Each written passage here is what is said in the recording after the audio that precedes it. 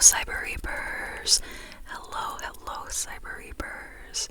So, tonight, or today, wherever, whenever you are, I would like to talk about a book.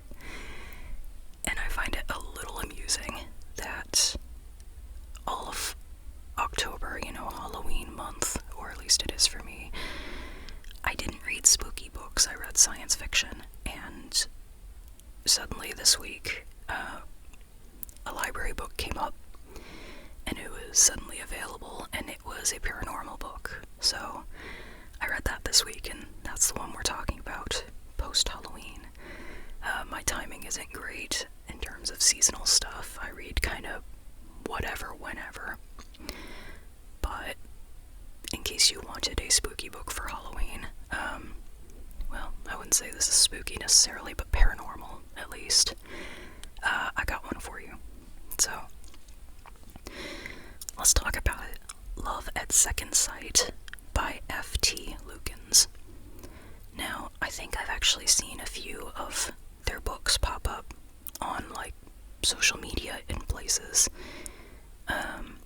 I recognize some of the covers, and so I don't remember when I placed a hold or got in line for it, for this book at the library, but for whatever reason I did, and I'm glad, because when it popped up I was going, oh cool, I didn't remember placing this, but awesome, I'm excited to read. So it's a coming of age book. It's got paranormal elements in it, especially just the characters. There are, different types of paranormal beings. There are werewolves, there are sprites, vampires, fairies, who am I missing? Psychics, witches, so a bunch. And personally, of this book, I feel like I would want to be either a sprite or a psychic. If you've read the book, let me know which of the groups you'd want to be in.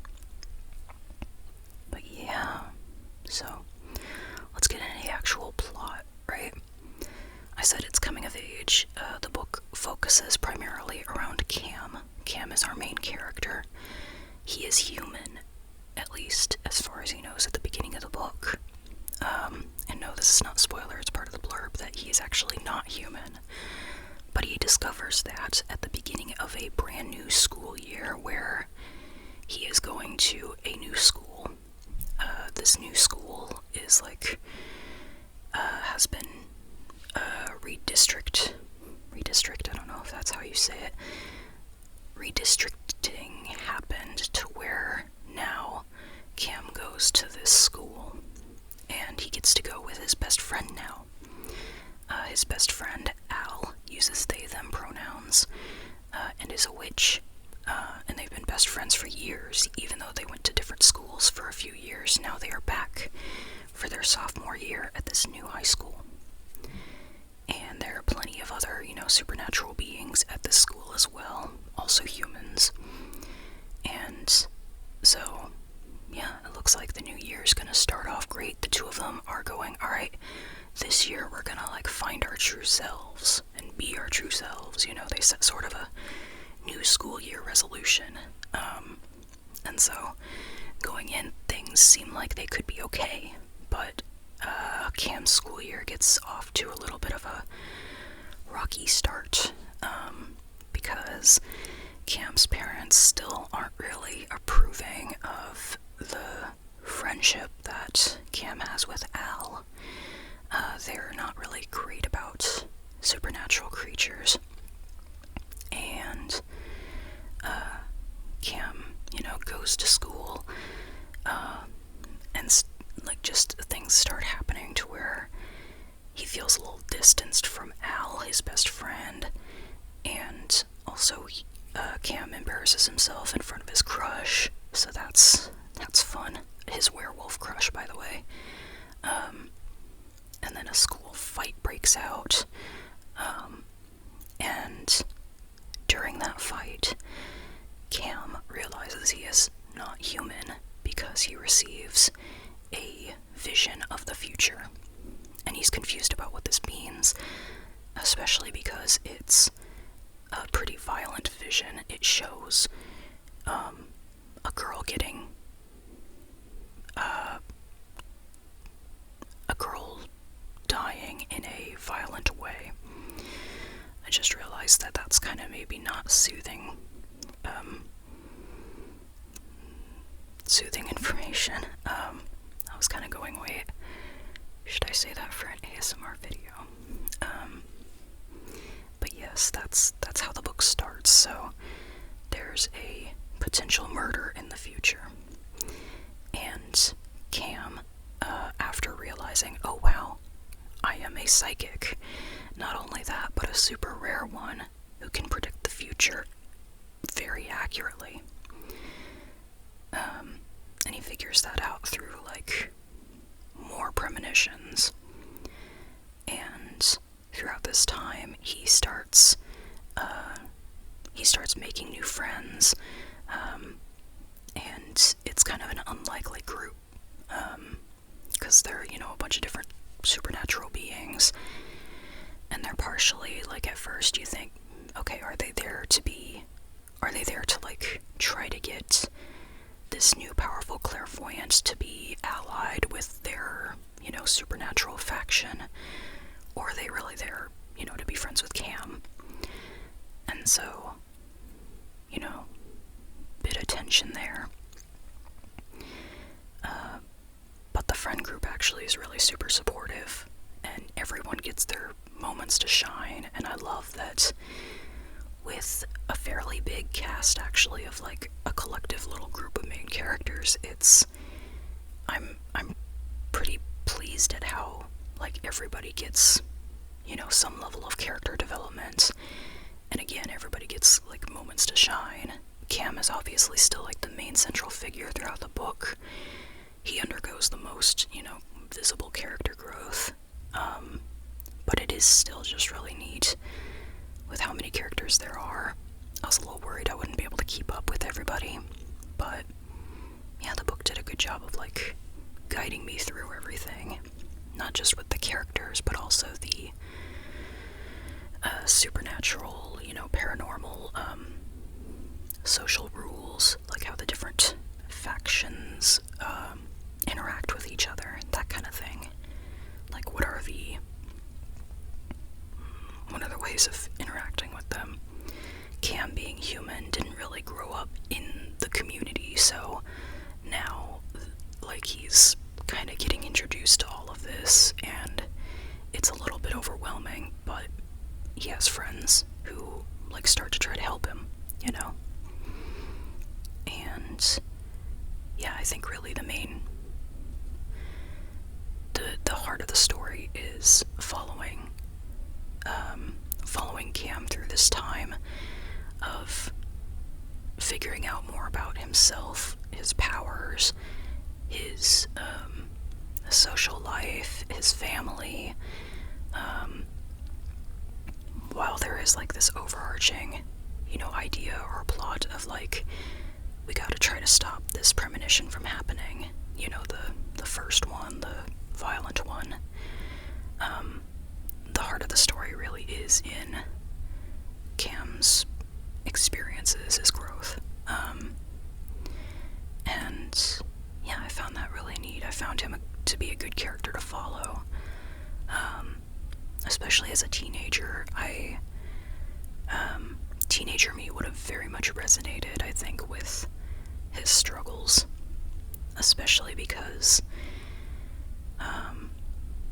the way that this universe or world is that, like, it's diverse, and the stuff of this world that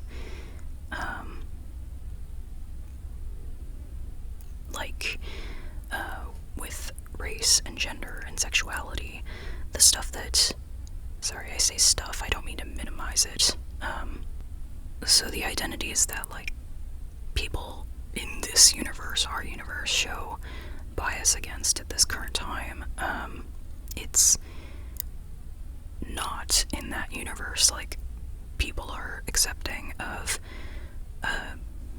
various genders and sexualities and races. Like, it's accepting in that sense. It's the paranormal stuff that is, you know, kinda causes trouble. Some people have, you know, different supernatural creatures have biases against each other. People have kind of biases against supernatural creatures. It's, yeah, it's got a lot of showing parallels to, you know, modern day life here in this universe, of what, marginalized people go through, just instead of, you know, having it happen to the people who are usually, you know, who are marginalized of this world. They kind of create the supernatural creatures to be put in place of that.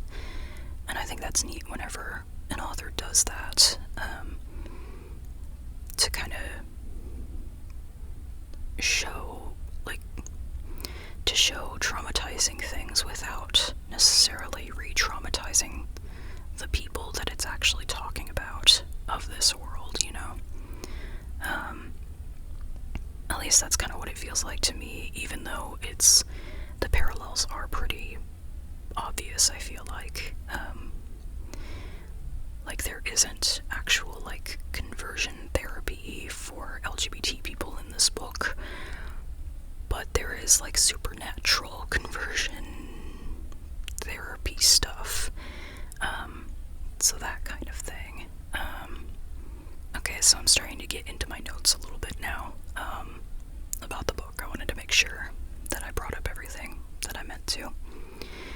And so, about the friend group, I think I already kind of mentioned most of the points I loved about them, but I think also just, I find it kind of humorous that the friend group just kind of gets bigger and bigger throughout the book, or the people that Kim is connected to, maybe, is a better way of putting it.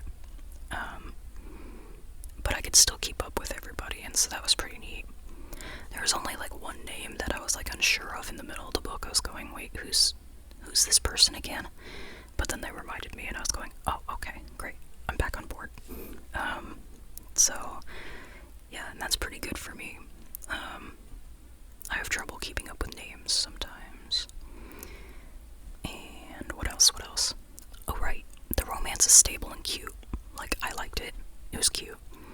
I will note that I think, I maybe glimpsed a little bit of some of the reviews on this book before doing this video, and I think some of the reviews that were, like, less positive about this book were more just about the misconception that they had about what the book was about, because based on what the cover looks like, you might, and the title, Love at Second Sight, you might think that the romance is the main focus of the book, and it's not. So, just as a heads up, romance is definitely there, and again, it's cute. I like it. But the focus is, like, Cam's coming of age. It's not primarily about the romance.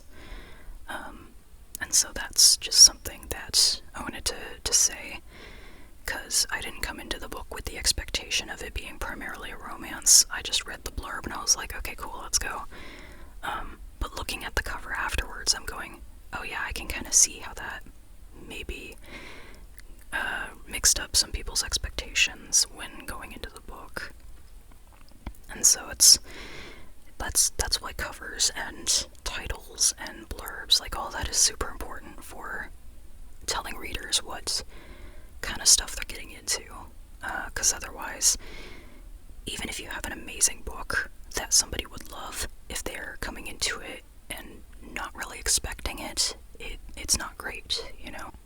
Like, if I'm about to drink orange juice, but I'm thinking I'm about to drink apple juice, and then I taste something tart, it's like, even though I like orange juice normally, it's just if my expectations are off, then I'm not going to enjoy it as much. So that's kind of how I think of going into books as well. If you expect one thing and then the book turns turns out to be about something else mostly, I can see where those readers are coming from. But yeah, just letting you know so that you don't have that same sort of, lack of understanding on what the book is, like, getting into, What else? Oh yeah, Cam's parents are just such red flags when it comes to, like, their, capability of providing support, they're so well written red flags too, because they behave in such a way that is, they act kind of like how some people act, who aren't really supportive but pretend to be.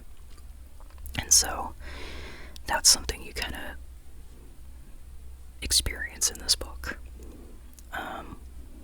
Yeah. I lightly, touched on the representation of, there's, it's just normal for there to be, characters that are, of different race, different sexuality and gender, and I think, was there something I was going to point out? Oh, yes, the main character, is LGBT, same with his love interest, and his love interest is also a person of color, so, just in case those are, like, things you're looking for in a book, and yeah, I think that was all the representation I was going to say. I already mentioned that, the best friend, Al, uses they-them pronouns, and I was pleasantly surprised at that. I was going, oh, yay, I love that they-them is just included as, normal, like, right at the beginning of the book, so that was neat. I appreciated, too, that the paranormal, like, rules were revealed on an as-needed basis, but, like, in addition to, it was very clear where everybody stood with each other, because not only was it, like, it was shown and it was also told, so those two things, like, backed each other up, because, like, Cameron told us, I don't remember which it was, but as part of exposition, it was like, the book said that werewolves and sprites in this town kind of, have tensions with each other, and then a fight breaks out at school between a werewolf and a sprite, so that's how that kind of, bolstered what was said by showing it as well, showing the tension between them. Oh yeah, just like the last thing in my notes was, I think I already kind of mentioned this though, but if I could pick one of the groups to be, I think I'd want to pick either being like a sprite or a psychic. I don't think I'd want to hear people's thoughts all the time as a psychic. I think I'd want to maybe like read someone's aura. There are different types of psychic stuff. I don't think I'd want to do like Cam's seeing the future stuff. I don't know. I think seeing the future could be kind of cool, but at the same time, I don't know, the way it is in the book, I'm not sure it's worth all that. I don't know. And talking with ghosts is maybe a little much for me. That's another psychic thing. So maybe just like reading someone's aura. I don't know. And as a sprite, I don't know if I'd want to do more of a focus on like plants or water, but I don't know. There's a lot of fun, like,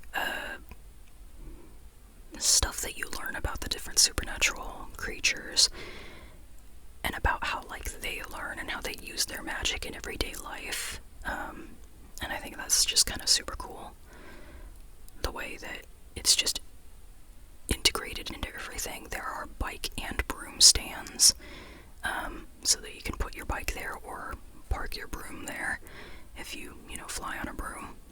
And just the way that you can use spells to like do chores as a witch, or as a sprite you can add to your theater performance by using like floating water or like growing plants or something, and just lots of fun stuff, as well as of course troubles that the main cast encounters. But I think, yeah, I like the world building of it. It really does focus primarily on the town. It does talk a little bit about like outside of town matters, but mostly just very isolated to what the main character is going through and the main cast. Yeah, I just thought it was a nice, fun, kind of lighthearted sort of story that, you know, had the supernatural elements to it, and it's just kind of, it was just fun, you know. I enjoyed it. I had a good time reading it. Now I'm a little worried about like this video being too short, but at the same time I think I've said kind of everything I was gonna say. I also have to get moving. I'm sorry for doing this right before I go on a road trip, but I still have to pack. But I wanted to talk about this book, and I wanted to talk about it fairly soon before I went on the road trip and everything. 'Cause that'll be next week, or this week to next week. Yeah, this uploads on Friday, so, okay. Sorry, I'm getting my timeline in order, I guess, of when you'll see this versus when I'm saying it. So, yeah, I've been pretty fortunate to be able to, like, keep up, like, a once a week telling you about an awesome book I read kind of a thing, and it's almost been a year, actually, of this channel being, you know, up, so that's really cool.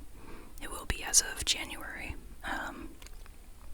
so that's really something. Time passed, and I've been having fun, so I hope you have been as well, and I hope that these videos are helpful to you in one way or another, because, you know, I think as long as I have the time for them, I'm going to try to keep doing them, and if I don't have time that week, then, you know, I'll let you know. I was tempted to be like, hey, I don't have time this week, but I really did want to talk about this book, and I had a fun time reading it, and so I was going, okay, let's see if I can get it in the day of I'm leaving. So, yeah.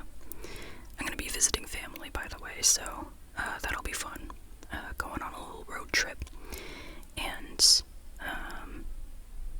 yeah, I guess that's all. Yeah. Unless you want this random introduction to a new plushie I have, which is a little, it's funny because I already have a little, avocado, but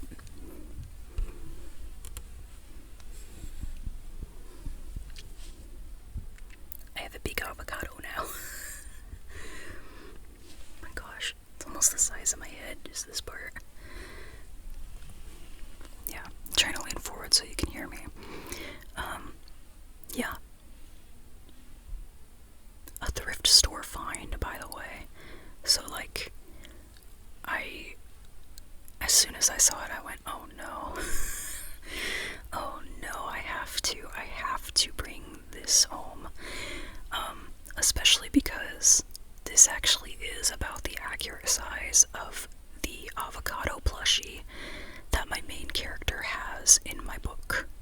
Sorry, I didn't mean to, like, deviate to my book when I'm talking about another book, but if I'm introducing a new plushie and it has to do with my book, so be it, you know?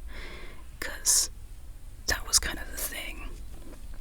My main character was talking about having, basically being able to hold the avocado plushie like this, you know, where your arms are around it and you can kind of hug it and set your chin on it. That's about the size of this plushie, and so I was just super excited to find it, going, oh my gosh, that looks like the one from my book. I have to have it. I have to bring it home. Yeah.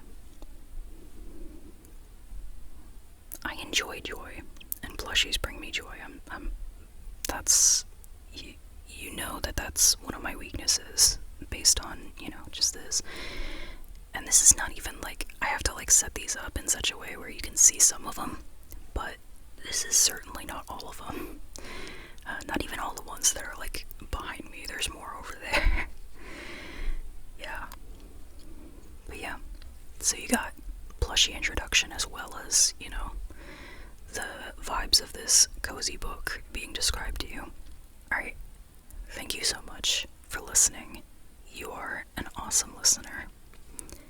And I hope that wherever you go next, whatever you do next, that it is fun and or relaxing and or fulfilling to you. Ideally all three.